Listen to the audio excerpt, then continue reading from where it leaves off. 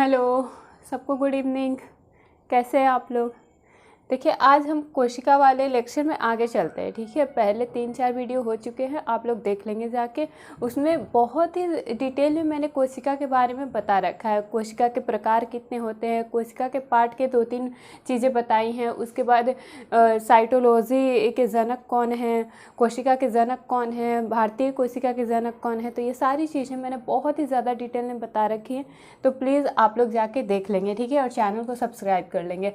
आइए आज हम देखते हैं लाइसोसोम के बारे में। आज हम 3 चीज़ें पढ़ेंगे, लाइसोसोम, राइबोसोम और रसधनिया। ठीक है, ये तीनों क्या हैं? ये तीनों कोशिका के भाग हैं। ये तीनों क्या है? कोशिका के भाग है। ठीक है, मैंने कोशिका भित्ति पिछले क्लास में करवाया है, केंद्रक झिल्ली करवाया है, वो आप लोग जाके देख लेंगे। ठीक है, आइए जानते हैं हम लाइसोसोम के बारे में। लाइसोसोम के खोजकर्ता कौन है? खोजकर्ता, लाइसोसोम के खोजकर्ता है de Duve. De Duve, de Duve. ठीक है, लाइसोसोम के खोजकर्ता कौन है? De Duve, de Duve. ठीक है, ये देखिए लाइसोसोम जो है ना, वो सिंगल सेल है, सिंगल मेम्ब्रेन है। सिंगल मेम्ब्रेन मतलब एक कोशिकीय। ठीक है, एक कोशिकीय झिल्ली, एक कोशिकीय झिल्ली। ठीक है, एक कोशिकीय,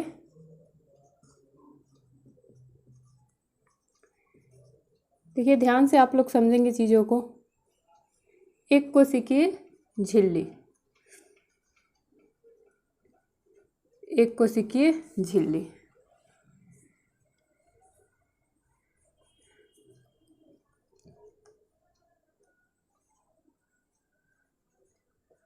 एक कोशिकीय झिल्ली, झिल्ली ऐसे ही लिखते हैं। चलिए लिख लेते हैं, आप लोग देख लेंगे। एक कोशिकीय झिल्ली यानी single cell, single cell membrane.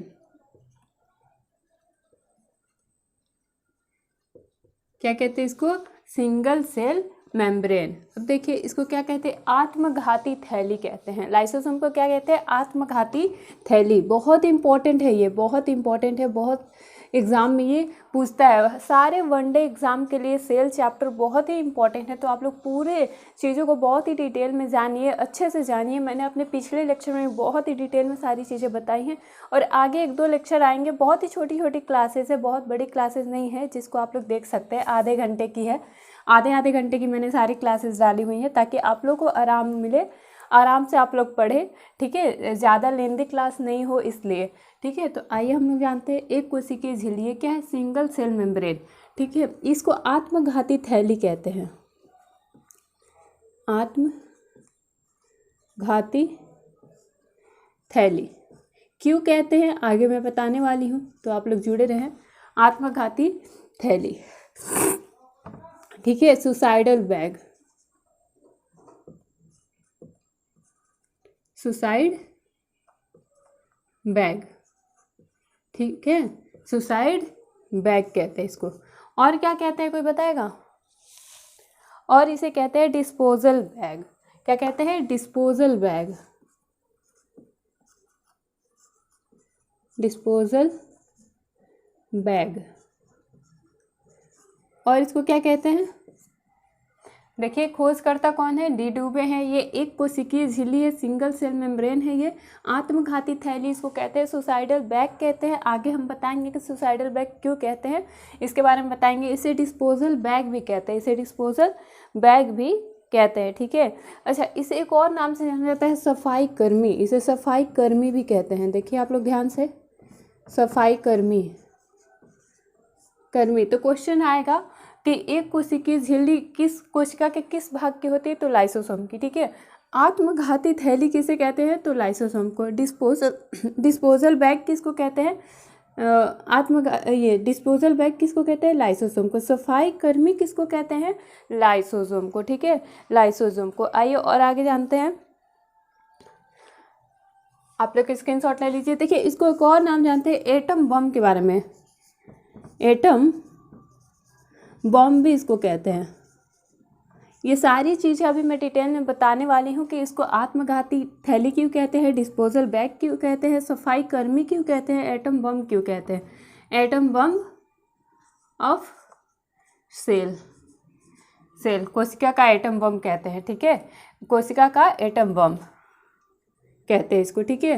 तो देखिए हमने कितने टॉपिक को जाना, कितने चीज़ों को जान लिया हमने जाना कि खोजकर्ता कौन है, डी डुवे हैं, ठीक है। एक कोशिकीय झिल्ली है ये, आत्मघाती थैली इसको कहते हैं, इसके बाद डिस्पोजल बैग भी इसको कहते हैं, सफाई कर्मी कहते हैं और एटम बम ऑफ सेल कहते हैं। देखिए इसे कितने नामों से जाना जाता है आप लोग ध्यान रखेंगे। आत्मघाती थैली कहते हैं, डिस्पोजल बैग कहते हैं, सफाई कर्मी कहते हैं और एटम बम इसी को कहते हैं, ठीक है। एटम बम भी इसी को कहते हैं। जल्दी से आप लोग स्क्रीनशॉट ले लीजिए, आगे चलते हैं।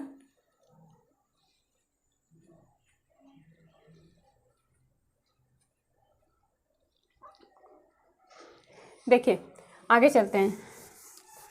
इसमें पाचक एंजाइम पाए जाते हैं। देखिए इसमें क्या पाए जाते हैं, पाचक एंजाइम पाए जाते हैं। किसमें, लाइसोसोम में पाचक एंजाइम पाए जाते हैं। इसमें पाचक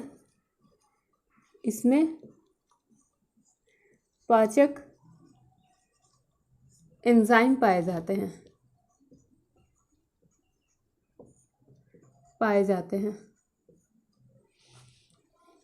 हैं, जिसका निर्माण कहाँ होता है, जिसका निर्माण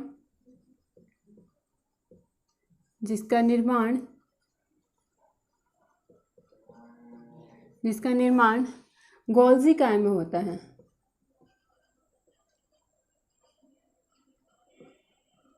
गोल्जी काय में होता है, ठीक है। देखिए इसमें पाचक एंजाइम पाया जाता है, लाइसोसोम में पाचक एंजाइम पाया जाता है, अभी हम बताएंगे हाइड्रोलाइटिक कहते हैं उसको। पाचक एंजाइम पाया जाता है जिसका निर्माण कहाँ होता है, गोल्जी काय में होता है, और इसके बारे में जानते हैं। देखिए लाइसोसोम जो होता है वो पादप कोशिका में बहुत ही रेयर पाया जाता है, पादप कोशिकाओं में बहुत ही रेयर पाया जाता है। देखिए रेयर यानी बहुत ही कम मात्रा में पाया जाता है, ठीक है। लाइसोसोम पादप कोशिकाओं में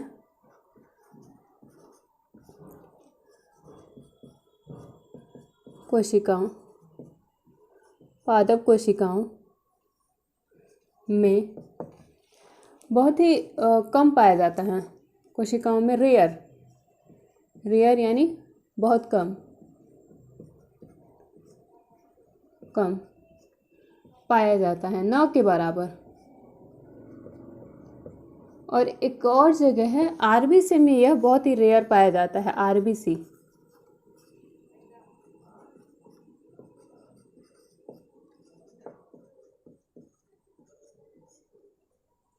बहुत कम पाया जाता है,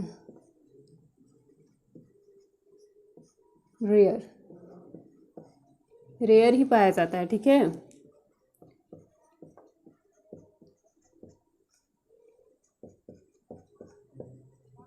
ठीक है, देखिए इसमें पाचक एंजाइम पाए जाते हैं जिनका निर्माण गोल्जी काय में होता है, ठीक है। पादप कोशिकाओं में जो लाइसोसोम होते हैं वो रेयर होते हैं, बहुत ही रेयर होते हैं, बहुत ही कम मात्रा में होते हैं, बहुत ही कम होते हैं, ठीक है। और जो हमारा जो आरबीसी है, हमारा जो ब्लड में क्या है, आरबीसी है, उसमें भी क्या है, बहुत कम है, रेयर में पाया जाता है आरबीसी में भी, क्या, लाइसोसोम, ठीक है, लाइसोसोम। चलिए आगे चलते हैं। अब देखिए हम जानते हैं कि किन को, ये तो हुई सबसे रेयर कि सबसे रेयर किस में पाई जाती है, सबसे कम मात्रा में किस में पाई जाती है, पादप कोशिकाओं में और आरबीसी में, पादप कोशिकाओं में और आरबीसी में। अब जानते हैं कि सबसे ज़्यादा मात्रा में कहाँ पाई जाती है, सबसे ज़्यादा मात्रा में किन किन चीज़ों में सबसे ज़्यादा मात्रा में पाई जाती है। तो आइए लिखते हैं, सबसे अधिक मात्रा में पाए जाने, अधिक मात्रा में लाइसोसोम, अधिक मात्रा में लाइसोसोम। तो देखिए सबसे अधिक मात्रा में लाइसोसोम आरबीसी में सबसे रेयर पाया जाता है और पादप कोशिकाओं में सबसे रेयर पाया जाता है, आप लोग ध्यान रखेंगे, ठीक है। और सबसे अधिक मात्रा में लाइसोसोम किस में पाया जाता है? डब्ल्यूबीसी में, डब्ल्यूबीसी में, ठीक है, डब्ल्यूबीसी में, ठीक है। किस में पाया जाता है? किस में पाया जाता है? डब्ल्यूबीसी में, डब्ल्यूबीसी में, डब्ल्यूबीसी में। और पाया जाता है कूफर सेल्स में, कूफर सेल्स में। कूफर सेल्स क्या होती है, कोई बताएगा? कूफर सेल्स क्या होती है? देखिए कूफर सेल्स होती है यकृत की सेल, जो हमारी यकृत लीवर की जो सेल है वो होती है कूपर सेल्स, ठीक है। कूपर सेल्स उसके कहते हैं, उसको कहते हैं, ठीक है। अब हमारी पाई जाती है पेनक्रियाज में, पेनक्रियाज, ठीक है। किसमें पाई जाती हैं? पेनक्रियाज में पाई जाती हैं। अब किस में पाई जाती हैं? आइए, और डब्ल्यूबीसी में पाई जाती है, कूफर सेल्स में पाई जाती है और पेनक्रियाज में पाई जाती है, और किडनी में, किडनी,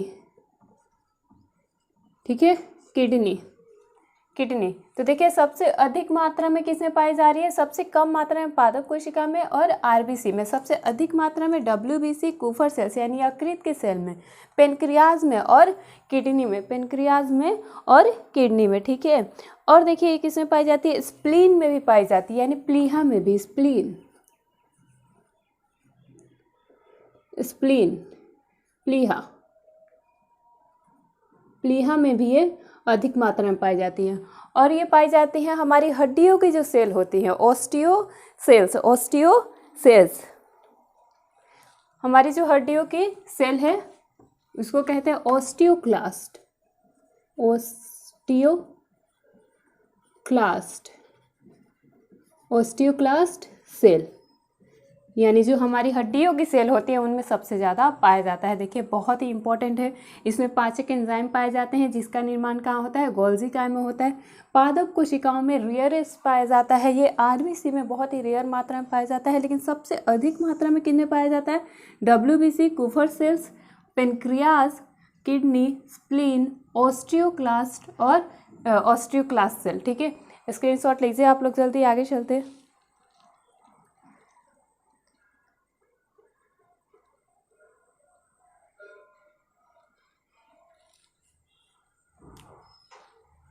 देखिए आगे चलते हैं। ऐसा माना जाता है कि एक सेल में, ऐसा माना जाता है कि एक सेल में 2000 लाइसोसोम होते हैं, एक सेल में 2000 लाइसोसोम होते हैं, एक सेल में लगभग 2000। ऐसा माना जाता है कि एक सेल में, एक कोशिका में, एक कोशिका में लगभग 2000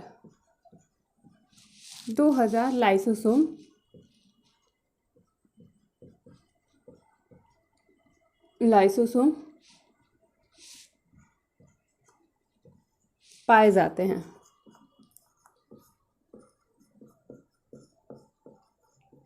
जाते हैं, ठीक है। क्या है? एक कोशिका में लगभग 2000 लाइसोसोम पाए जाते हैं, 2000 लाइसोसोम पाए जाते हैं। अब देखिए एक और हम लोग पॉइंट जानेंगे कि जब ब्लड कैंसर होता है, ब्लड कैंसर, तो ब्लड कैंसर के समय लाइसोसोम जो होता है सबसे ज़्यादा एक्टिव होता है, ठीक है। ब्लड कैंसर के समय, ब्लड कैंसर के समय लाइसोसोम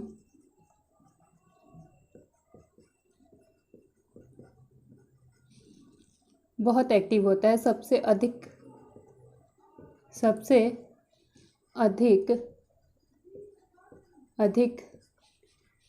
सक्रिय होता है, एक्टिव होता है, सक्रिय होता है, ठीक है, सक्रिय होता है। देखिए यहाँ पे हमने कितने सारे पॉइंट्स जान लिए लाइसोसोम के बारे में, ठीक है। एक कोशिका में लगभग 2000 लाइसोसोम होते हैं, पाए जाते हैं। ब्लड कैंसर के समय लाइसोसोम सबसे अधिक सक्रिय होता है। जल्दी से नोट्स कीजिए आप लोग।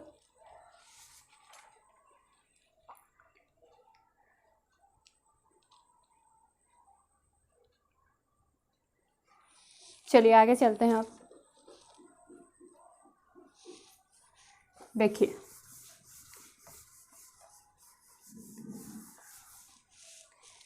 देखिए ये है लाइसोसोम, ठीक है। ये क्या है?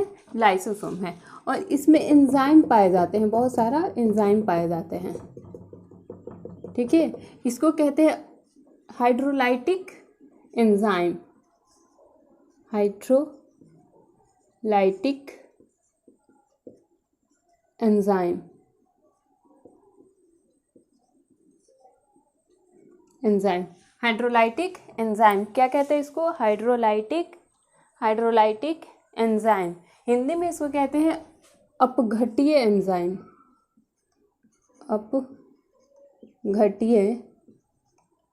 अपघटीय एंजाइम,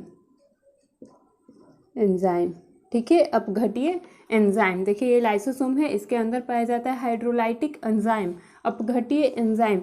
देखिए इसका पीएच क्या होता है? बहुत बार एग्जाम में पूछता है कि जो लाइसोसोम में हाइड्रोलाइटिक एंजाइम पाए जाते हैं वो किस नेचर के होते हैं, किस प्रकृति के होते हैं?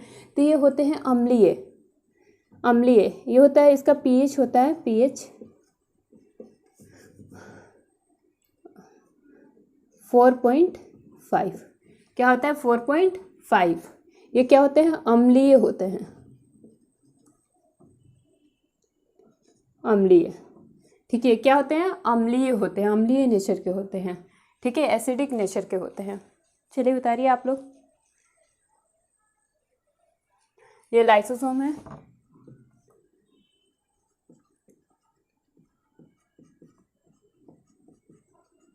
लाइसोसोम, ठीक है। बहुत बार एग्जाम में ये पूछा है, तो इसको आप लोग बहुत ही इंपॉर्टेंट लगा लेंगे, इंपॉर्टेंट मार्क्स कर लेंगे VVI, ठीक है। क्या पूछता है कि अपघटीय एंजाइम जो होता है वो बेसिक नेचर का होता है या एसिडिक नेचर का तो होता है? तो यस हम बोलेंगे कि ये एसिडिक नेचर का होता है। इसका पीएच कितना होता है? 4.5। इसका पीएच कितना होता है? 4.5। चलिए आगे चलते हैं। इसका वर्क क्या होता है? हाइड्रोलाइटिक एंजाइम का वर्क क्या होता है? अपघटीय एंजाइम का वर्क,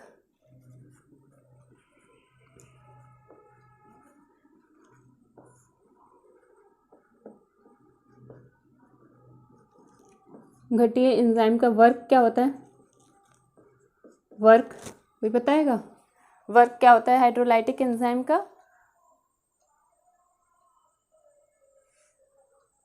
तो इसका वर्क होता है कोशिका के अंदर आंतरिक पाचन करवाता है। ये कोशिका के अंदर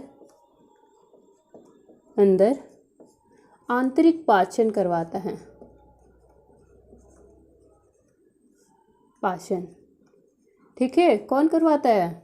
अपघटीय एंजाइम, अपघटीय एंजाइम कोशिका के अंदर आंतरिक पाचन करवाता है। ये देखिए हाइड्रोलाइटिक एंजाइम है, इसे अपघटीय एंजाइम कहते हैं। इसका पीएच 4.5 होता है। ये अम्लीय होता है, याद रखिएगा आप लोग।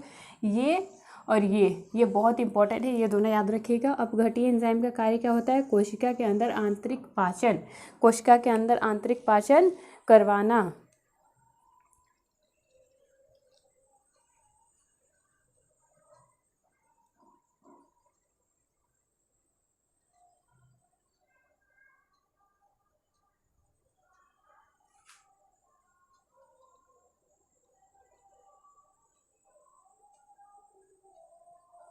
अब देखिए हम जानते हैं कि लाइसोसोम को आत्मघाती थैली क्यों कहते हैं। लाइसोसोम को आत्मघाती थैली आखिर कहते क्यों हैं? लाइसोसोम को आत्मघाती थैली क्यों कहते हैं? तो देखिए अभी मैंने बताया कि लाइसोसोम में क्या पाए जाते हैं? अपघटीय एंजाइम पाए जाते हैं। लाइसोसोम में क्या पाए जाते हैं? अपघटीय एंजाइम पाए जाते हैं। तो ऐसे लिखेंगे कि लाइसोसोम में बहुत से अपघटीय एंजाइम पाए जाते हैं, और ये अपघटीय एंजाइम क्या करते हैं? बाहर से आने वाली जो हानिकारक चीज़ें होती है, सूक्ष्म जीव होते हैं हानिकारक, उनको क्या करती है? मारती है, ठीक है। उन्हें अंदर नहीं आने देती है, उन्हें मारती है, ठीक है। तो जब बहुत सारी हाइड्रोलाइटिक एंजाइम, जब एक सेल में बहुत सारी हाइड्रोलाइटिक एंजाइम हो जाती है तो दबाव के कारण क्या होता है? वो झिल्ली फट जाती है, उसके बाद अपघटीय एंजाइम क्या करते हैं? कोशिकाओं के पार्टिकल्स को नष्ट कर देते हैं, कोशिकाओं के पार्टिकल को क्या कर देते हैं, नष्ट कर देते हैं। और इसीलिए लाइसोसोम को क्या कहते हैं, आत्मघाती थैली सुसाइडल बैग कहते हैं। ठीक है, सुसाइडल बैग कहते हैं। लाइसोसोम के अंदर कुछ अपघटीय एंजाइम पाए जाते हैं, लाइसोसोम के अंदर कुछ अपघटीय एंजाइम पाए जाते हैं। ये बाहर से आने वाली जो सूक्ष्म जीव होते हैं, हानिकारक जो पार्टिकल्स होते हैं, उनको नष्ट कर देते हैं। जब किसी भी सेल के अंदर जो बहुत ज़्यादा हाइड्रोलाइटिक एंजाइम हो जाते हैं, अपघटीय एंजाइम हो जाते हैं, तो दबाव के कारण क्या होता है, वो फट जाती है, वो झिल्ली क्या होती है, फट जाती है, जिसके कारण हाइड्रोलाइटिक एंजाइम जो होते हैं, अपघटीय एंजाइम जो होते हैं, वो कोशिकाओं के कणों को नष्ट कर देते हैं। और इसी कारण लाइसोसोम को क्या कहते हैं, आत्मघाती थैली कहते हैं। ये अपनी ही कोशिकाओं को नष्ट कर देती हैं, इसीलिए इसको क्या कहते हैं, आत्मघाती थैली कहते हैं। उम्मीद करती हूँ समझ में आया होगा। चलिए अब राइबोसोम के बारे में जानते हैं हम लोग। राइबोसोम,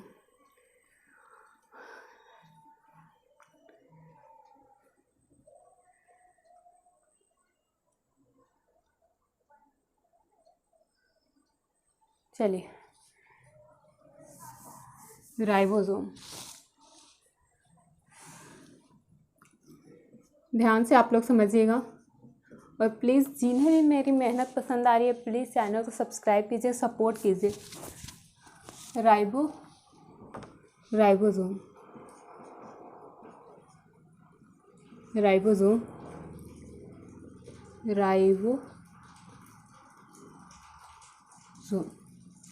ठीक है, राइबोसोम।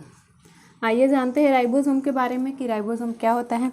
इसकी खोज किसने की, राइबोसोम की खोज, तो राइबोसोम की खोज पैलेड ने की। किसने, पैलेड। अब बताइए कि पादप कोशिकाओं में, सबसे पहले पादप कोशिकाओं में ही राइबोसोम की खोज हुई थी। पादप कोशिकाओं में राइबोसोम की खोज किसने की थी,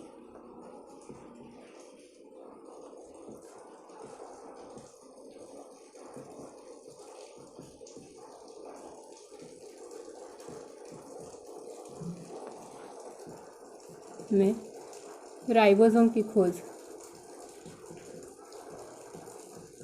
राइबोसोम की खोज किसने की, कोई बताएगा। पादप कोशिकाओं में राइबोसोम की खोज किसने की, बताइए, किसी को पता हो तो कमेंट कीजिए। तो देखिए ये रॉबिन्सो और ब्राउन ने की,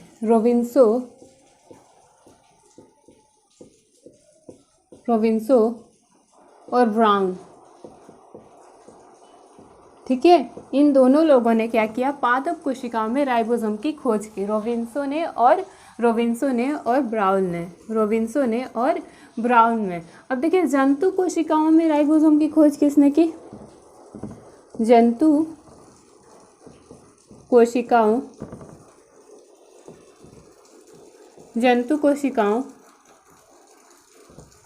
में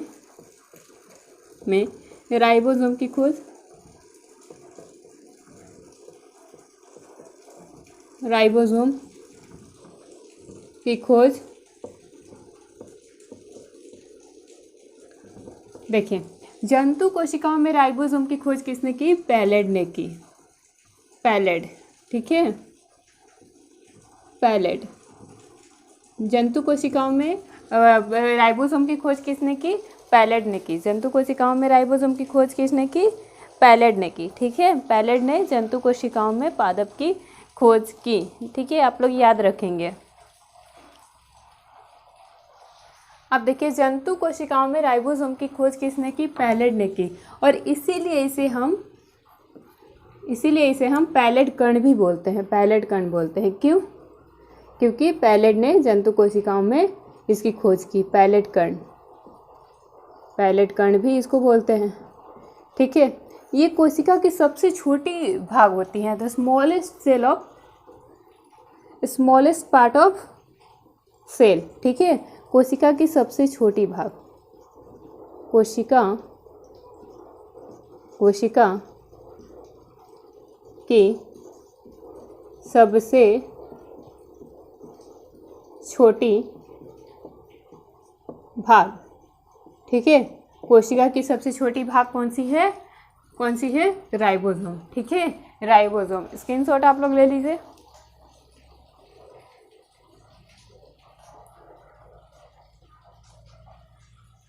देखिए और दो चीज़ें जान लेते हैं कि जंतु कोशिका और पादप कोशिका दोनों में पाई जाती है। जंतु एवं पादप कोशिकाओं में दोनों में पाया जाता है। दोनों कोशिकाओं में पाया जाता है। काओ में पाया जाता है। ठीक है, जंतु एवं पादप दोनों कोशिकाओं में पाया जाता है। यह झिल्ली रहित कोशिका है।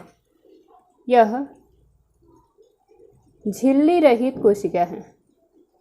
झिल्ली रहित मतलब इसमें झिल्ली नहीं होता कोशिका है। झिल्ली रहित कोशिका है। यह झिल्ली रहित कोशिका है। देखिए हमने कितनी चीज़ों को जाना। खोजकर्ता कौन है? पैलेट। ठीक है, पादप कोशिकाओं में राइबोसोम की खोज किसने की? रॉबिन्सन और ब्राउन ने। ठीक है, जंतु कोशिकाओं में राइबोसोम की खोज किसने की? पैलेट ने। इसीलिए जब पैलेट ने जंतु कोशिकाओं में राइबोसोम की खोज की, इसीलिए राइबोसोम को क्या कहते हैं? पैलेट कण कहते हैं। ठीक है, कोशिका की सबसे छोटी भाग होती है यह। जंतु और पादप कोशिकाओं दोनों में पाया जाता है। यह झिल्ली रहित कोशिका है। ठीक है, आप लोग जल्दी से स्क्रीनशॉट लीजिए, आगे चलते हैं।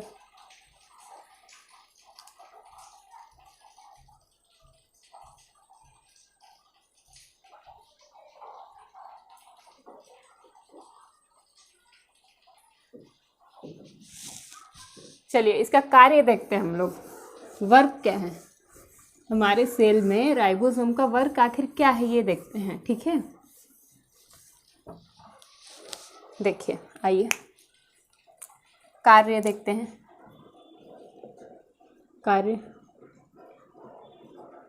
कार्य यह है कि यह प्रोटीन का संश्लेषण करती है। यह प्रोटीन का संश्लेषण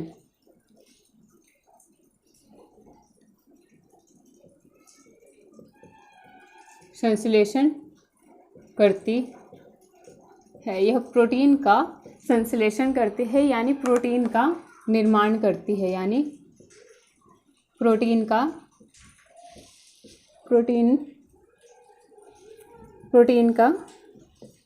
निर्माण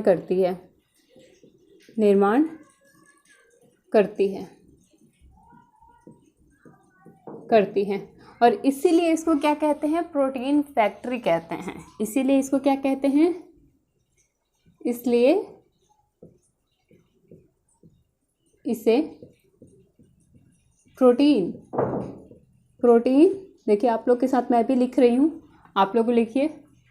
प्रोटीन फैक्ट्री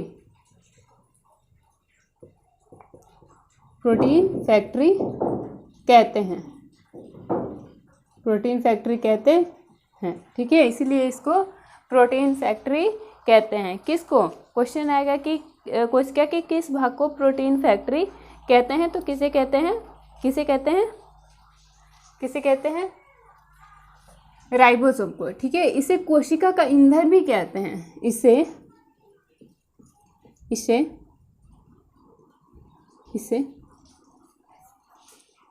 इसे कोशिका का ईंधन भी कहते हैं। कोशिका का ईंधन भी कहते हैं।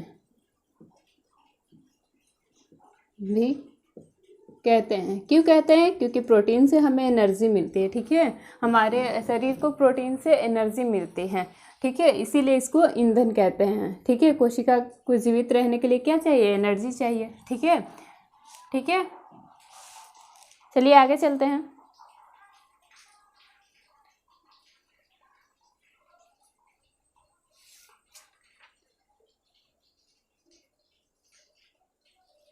चलिए अब जानते हैं कि इकोलाई बैक्टीरिया के बारे में थोड़ा जानते हैं। इकोलाई जीवाणु के बारे में कौन कौन जानता है?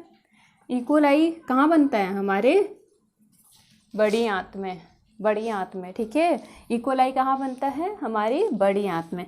तो इकोलाई जो कोशिका होती है उसमें राइबोसोम कितना होता है, कोई बताएगा कितनी मात्रा में पाया जाता है? 1000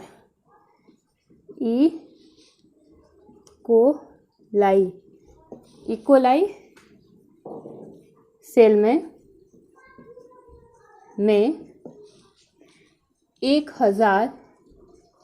1000 राइबोसोम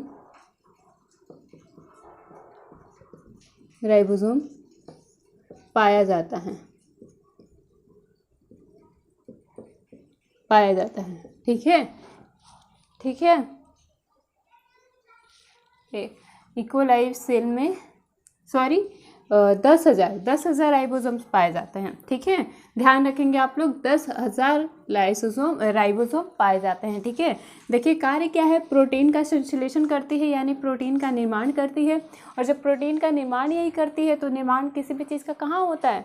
फैक्ट्रियाँ होती है, तो इसीलिए इसे प्रोटीन का फैक्ट्री कहते हैं, ठीक है। इसे कोशिका का ईंधन भी कहते हैं। और इकोलाई सेल में ये 10,000 पाई जाती है। राइबोसोम की मात्रा क्या होती है इकोलाई में?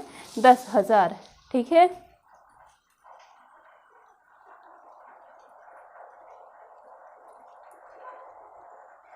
देखिए स्तनधारियों की एक जीवित सेल में कितनी पाई जाती है? ये स्तनधारियों की एक जीवित कोशिका में कितनी पाई जाती है? देखिए स्तनधारियों, आप लोग संख्या याद रखेंगे। स्तनधारियों की एक कोशिका में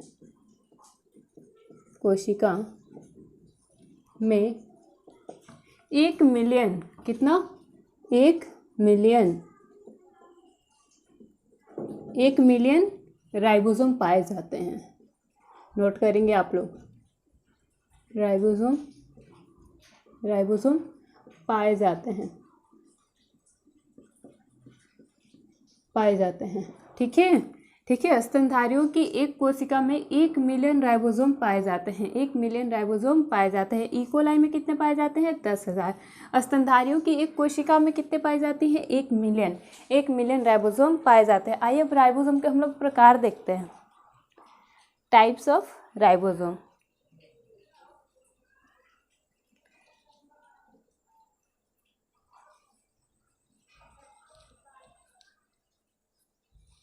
चलिए, उम्मीद है स्क्रीनशॉट आपने ले लिया होगा। एक और चीज़ हम जानते हैं कि स्तनधारियों के आरबीसी में, स्तनधारियों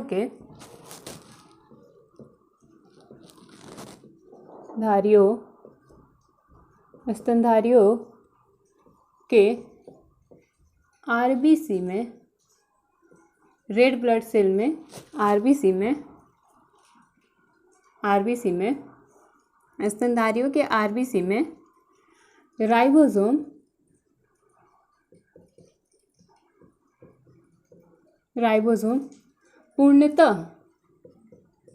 पूर्णतः अनुपस्थित होते हैं, एब्सेंट होते हैं, ठीक है, पूर्णतः अनुपस्थित होते हैं। याद रखेंगे आप लोग, किसी भी स्तनधारी के आरबीसी में राइबोसोम जो होते हैं वो पूर्णतः अनुपस्थित होते हैं, पूर्णतः अनुपस्थित होते हैं, ठीक है, पूर्णतः अनुपस्थित होते हैं। चलिए आगे चलते हैं। टाइप्स ऑफ राइबोसोम के प्रकार।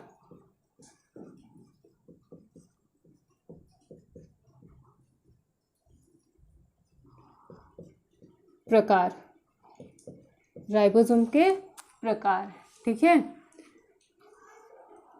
कितने प्रकार हैं? 2 प्रकार हैं। कितने प्रकार हैं? 2 प्रकार हैं। कौन से? एक है 70S राइबोसोम,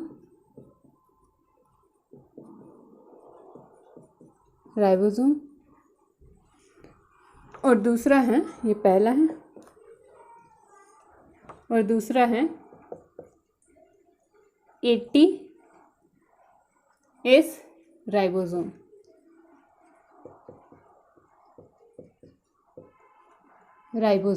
ठीक है, कितने होते हैं 70S राइबोसोम और 80S राइबोसोम। ठीक है, इनके सब यूनिट कितने होते हैं, सब यूनिट भी इनका होता है।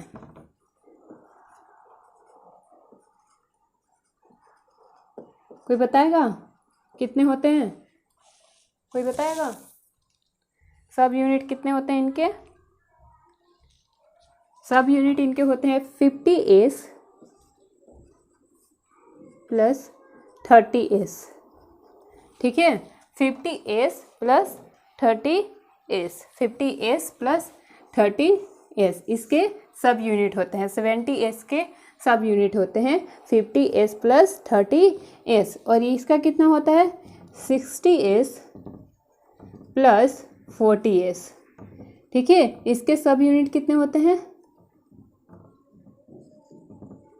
सब यूनिट, इसके सब यूनिट होते हैं कितने 60S और 40S। ये देखिए, ये प्रोकैरियोटिक में पाए जाते हैं। दूसरा हम लोग देखेंगे, ये प्रोकैरियोटिक में पाए जाते हैं।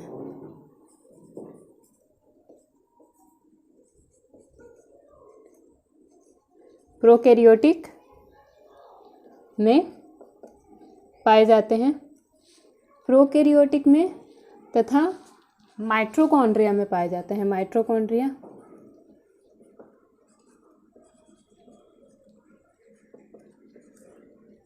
माइटोकॉन्ड्रिया प्रोकैरियोटिक, ये प्रोकैरियोटिक में पाए जाते हैं, माइटोकॉन्ड्रिया में पाए जाते हैं, और कोई बताएगा? और क्लोरोप्लास्ट में भी पाए जाते हैं। क्लोरोप्लास्ट, 3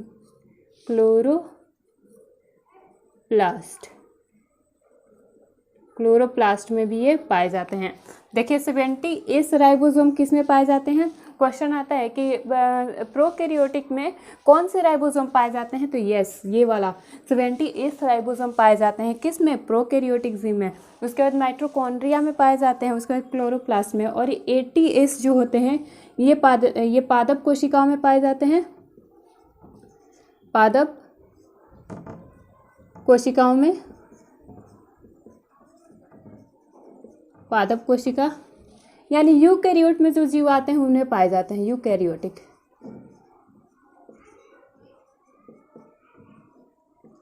यूकैरियोटिक में पाए जाते हैं। ठीक है, यूकैरियोटिक में पाया जाता है, यह यूकैरियोटिक में पाया जाता है। पादप कोशिका में, जंतु कोशिका में पाया जाता है। ठीक है, पादप कोशिका और जंतु कोशिका में पाया जाता है। देखिए यूकैरियोटिक हम किस भाग में जानते हैं? यूकैरियोटिक एक होता है पादप कोशिका, पादप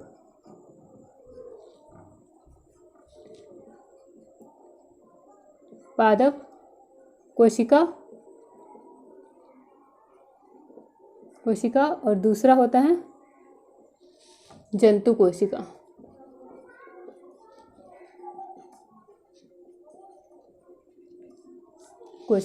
ठीक है, यूकैरियोटिक में क्या पाया जाता है? पादप कोशिका और जंतु कोशिका। ठीक है, उम्मीद है आप लोगों को समझ में आई होगी। प्लीज़ स्क्रीनशॉट लीजिए, आगे चलते हैं। चलिए अब हम लोग आगे पढ़ेंगे रसधनिया के बारे में।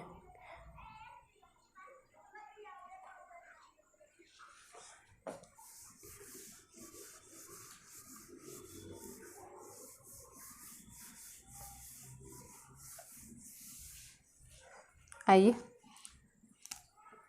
तीसरा हम पढ़ेंगे।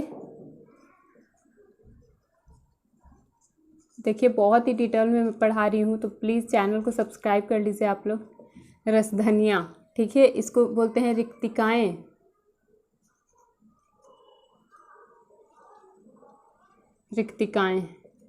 ठीक है, रिक्तिकाएँ।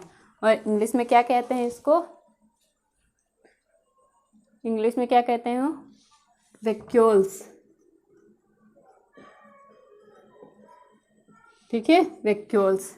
और यहाँ से कल के एग्ज़ाम में क्वेश्चन पूछा है, बीएड एंट्रेंस के एग्ज़ाम में एक क्वेश्चन यहाँ से पूछा है। आगे चलिए मैं बताती हूँ मैं कि कौन सा क्वेश्चन पूछा है यहाँ से। ठीक है, आइए पहले खोजकर्ता बताइए आप लोग, कमेंट कीजिए खोज किसने की, कमेंट कीजिए खोज किसने की और नामकरण किसने की, ये 2 चीज़ें आप लोग बताइए।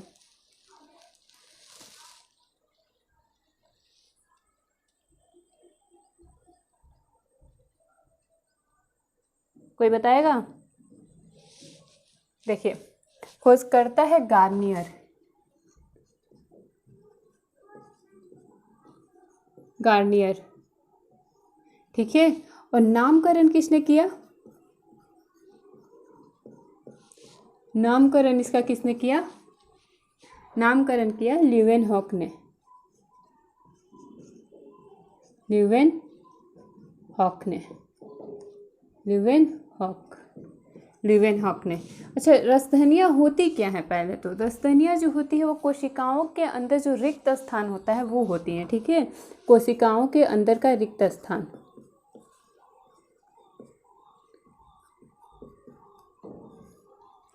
के अंदर का रिक्त स्थान, ठीक है। अब देखिए, ये जंतु और पादप दोनों कोशिकाओं में पाई जाती हैं। ये जंतु व पादप दोनों कोशिकाओं में पाई जाती हैं। दोनों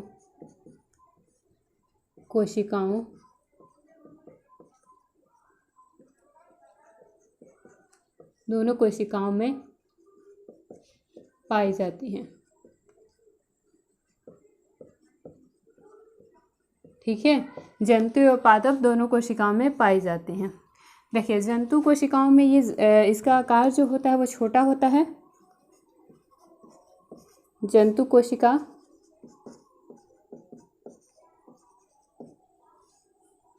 छोटी, पादप कोशिका में बड़ी।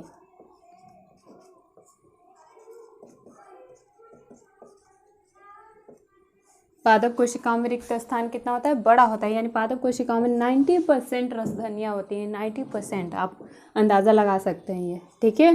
इससे बड़ी होती हैं, ठीक है। जल्दी से स्क्रीनशॉट लीजिए, आगे चलते हैं।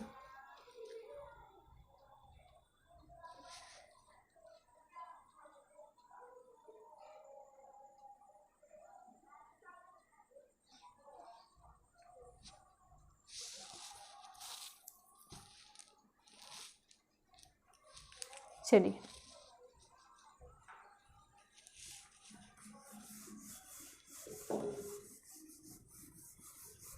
देखिए आगे चलते हैं।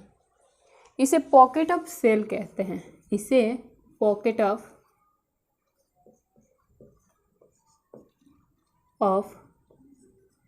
सेल कहते हैं, ठीक है। क्या कहते हैं?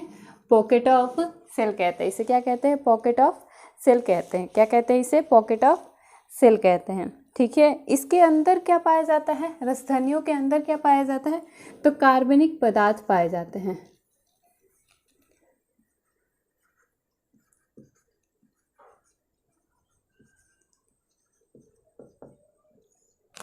रसधनिया में क्या पाया जाता है? कार्बनिक पदार्थ।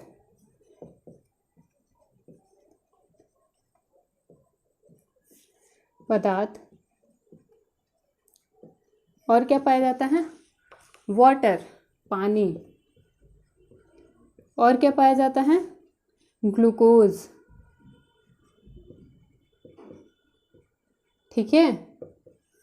देखिए, रसधनियों में क्या पाया जाता है? कार्बनिक पदार्थ, पानी और ग्लूकोज। कार्बनिक पदार्थ, पानी और ग्लूकोज। ये देखिए, ऐसा है संरचना इसकी। इसके अंदर होती है और इसे कहते हैं रसधनिया, वैक्यूल्स, ठीक है। रिक्तिकाएं या रसधनिया। ये देखिए, झिल्ली है ये क्या है? झिल्ली।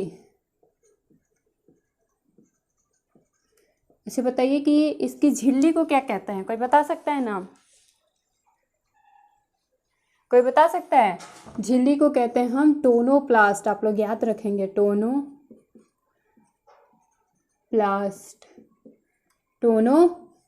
क्या कहते हैं? टोनोप्लास्ट। क्या कहते हैं? टोनोप्लास्ट कहते हैं। जो ऊपरी जो झिल्ली है उसको हम लोग क्या कहते हैं? टोनोप्लास्ट। जल्दी से स्क्रीनशॉट लीजिए, आगे चलते हैं। पूछता है कि रिक्तिका के ऊपर जो झिल्ली पाई जाती है उसको क्या कहते हैं, उसको क्या कहते हैं, तो टोनोप्लास्ट। क्या आंसर देंगे, टोनोप्लास्ट। ठीक है, प्रश्न आएंगे कि रिक्तिका के जो ऊपरी झिल्ली होता है उसे क्या कहते हैं, तो उसे क्या कहते हैं, टोनोप्लास्ट। चलिए आप लोग जल्दी से लिखिए।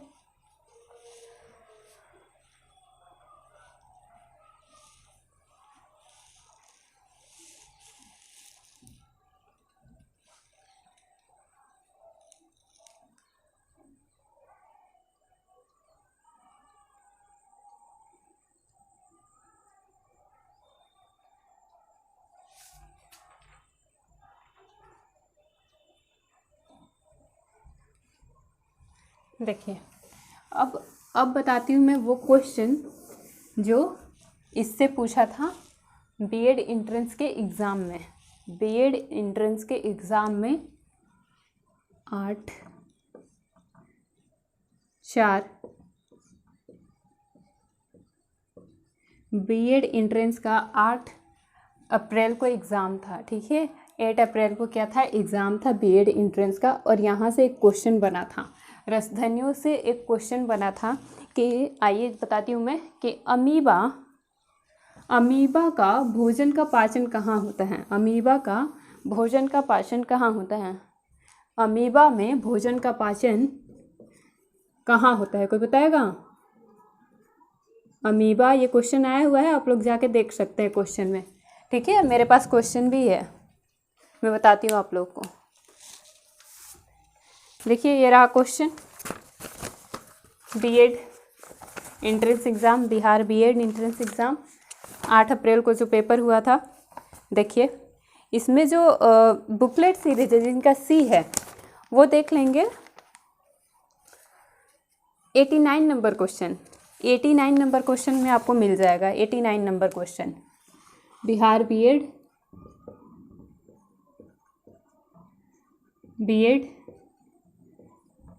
804203।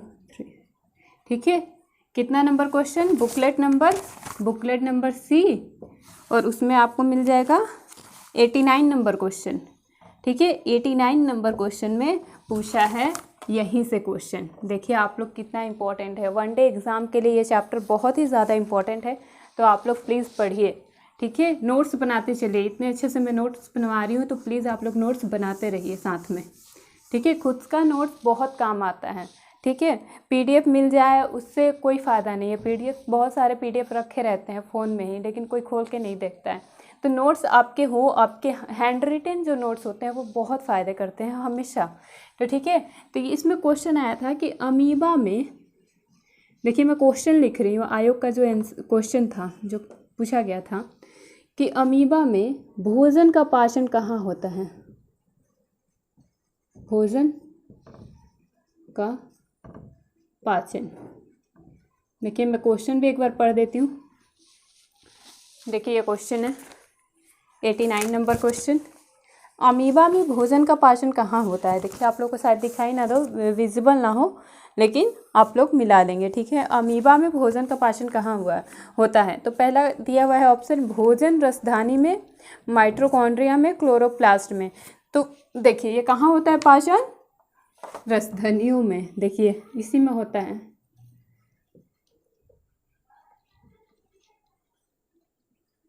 इनकी जो भोजन रसधनियाँ होती हैं, जो फिल इन द ब्लैंक्स होती है, इनके जो सेल्स होती हैं, ये क्या होती है, रिक्तिकाएँ ही तो होती है, जो रिक्तिकाएँ ही तो होती है, जो खाली जगह होती हैं। ठीक है, तो ये कहाँ पाचन होता है भोजन का, अमीबा के भोजन का कहाँ पाचन होता है, रसधनियों में। ठीक है, रसधनियों में ही अमीबा का पाचन होता है भोजन का। देखिए ये बीएड में पूछा हुआ है क्वेश्चन है, बिहार बीएड एंट्रेंस में आया हुआ क्वेश्चन है। ठीक है, वनडे एग्ज़ाम के लिए ये चैप्टर बहुत ही इंपॉर्टेंट है, बहुत ही ज़्यादा इंपॉर्टेंट है। तो प्लीज़ आप सब मेरे चैनल को सब्सक्राइब कर लीजिए, मेरे साथ जुड़ जाइए। यहाँ पे मैं बायोलॉजी का सारा सिलेबस ख़त्म करवाऊँगी। लाइक कीजिए, शेयर कीजिए एंड सपोर्ट। ठीक है, ये आप लोग याद रखेंगे। Okay, thank you, bye.